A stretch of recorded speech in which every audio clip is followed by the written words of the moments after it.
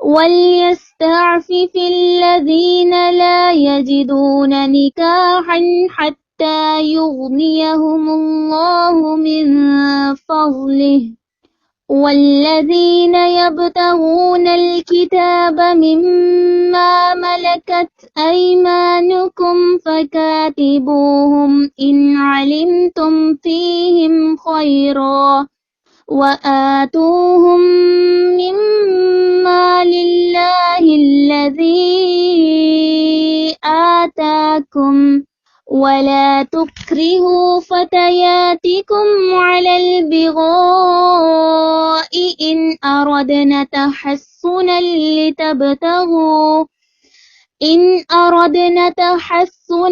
لتبتغوا عرض الحياة الدنيا ومن يكرهن فإن الله من بعد إكراههن غفور رحيم۔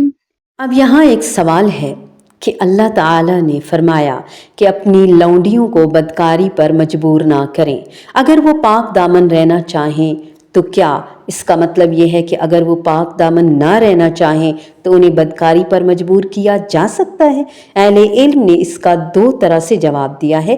ایک یہ کہ بدکاری پر مجبور اسی کو کیا جاتا ہے جو پاک دامن رہنا چاہے، جو پاک دامن ہی رہنا نہ چاہے اسے بدکاری پر مجبور کرنے کی ضرورت ہی کیا ہے کہ کہا جائے اسے بدکاری پر مجبور نہ کرو۔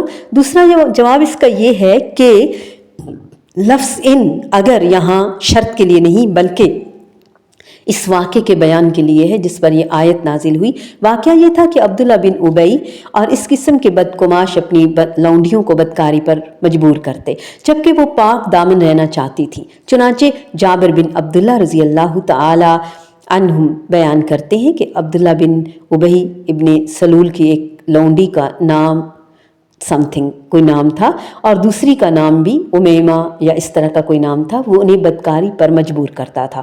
ان دونوں نے اس کی شکایت رسول اللہ صلی اللہ علیہ وآلہ وسلم کے پاس آ کر کی تو اللہ تعالیٰ نے یہ آیت نازل فرمائی وَلَا تُكْرِهُوا فَتَيَاتِكُمْ عَلَى الْبِغَاءِ إِنْ أَرَدْنَا تَحَسُّنًا لِتَبْتَغُوا عَرَضَ الْحَيَاةِ الدُّنْيَا وَمَنْ يُكْرِهُنَّ فَإِنَّ اللَّهَ مِنْ بَعْدِ إِكْرَاهِهِنَّ غَفُورٌ رَحِيمٌ۔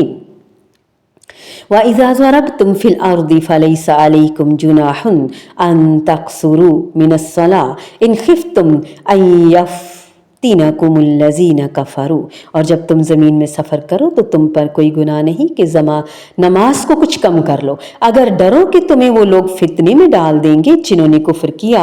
یہاں خوف کا ذکر شرط کے لیے نہیں بلکہ اس واقعے کو مد نظر رکھتے ہوئے ہے جس موقع پر یہ آیت نازل ہوئی۔ دوسرا جواب پہلے کی بنسبت زیادہ صحیح ہے کیونکہ لونڈیاں پاک دامن نہ بھی رہنا چاہیں تو ضروری نہیں کہ وہ اس شخص سے زنا پر بھی راضی ہوں جس پر ان کا مالک انہیں مجبور کر رہا ہے۔ لِتَبْتَغُوا عَرَضَ الْحَيَاةِ الدُّنْيَا، اس کا مطلب یہ نہیں کہ اگر دنیا کا مال طلب کرنا مقصود نہ ہو تو لونڈیوں سے زنا کروایا جا سکتا ہے، بلکہ یہ بھی بیان واقعے کے لیے ہے کہ یہ کام کرنے والوں کا مقصد دنیا کے ساز و سامان کی طلب تھا۔ چنانچہ صحیح مسلم ہی کی ایک روایت میں ہے کہ عبداللہ بن ابی اپنی ایک لونڈی سے کہا کرتا تھا کہ جاؤ اور ہمارے لیے کچھ تلاش کر کے لاؤ، تو اس پر یہ آیت نازل ہوئی۔ رسول اللہ صلی اللہ علیہ وآلہ وسلم نے عورت کی بدکاری کی کمائی سے منع فرمایا۔ ابو مسعود انصاری رضی اللہ تعالیٰ عنہ فرماتے ہیں رسول اللہ صلی اللہ علیہ وآلہ وسلم نے کتے کی قیمت، زانیہ کی آمدنی اور کاہن کی شیرینی سے منع فرمایا۔ ابو ہریرہ رضی اللہ تعالیٰ عنہ سے روایت ہے کہ نبی کریم صلی اللہ علیہ وآلہ وسلم نے فرمایا نہ کتے کی قیمت حلال ہے، نہ کاہن کی شیرنی اور نہ ہی زانیہ کی آمدنی۔ وَمَن يُكْرِهُنَّ فَإِنَّ اللَّهَ مِن بَعْدِ إِكْرَاهِهِنَّ غَفُورٌ رَحِيمٌ۔ زنا ایک ایسا فعل ہے کہ مجبور ہو کر کرنے سے بھی نفس کی لذت کا دخل اس میں ہو ہی جاتا ہے غیر ارادی طور پر۔ اس لیے اللہ تعالیٰ نے فرمایا کہ لونڈیوں کو مجبور کیے جانے کے بعد ان کی گناہ میں شرکت پر کوئی مواخذہ نہیں۔ اللہ تعالیٰ ان کے لیے غفور الرحیم ہے، ان کا گناہ مجبور کرنے والوں پر ہے۔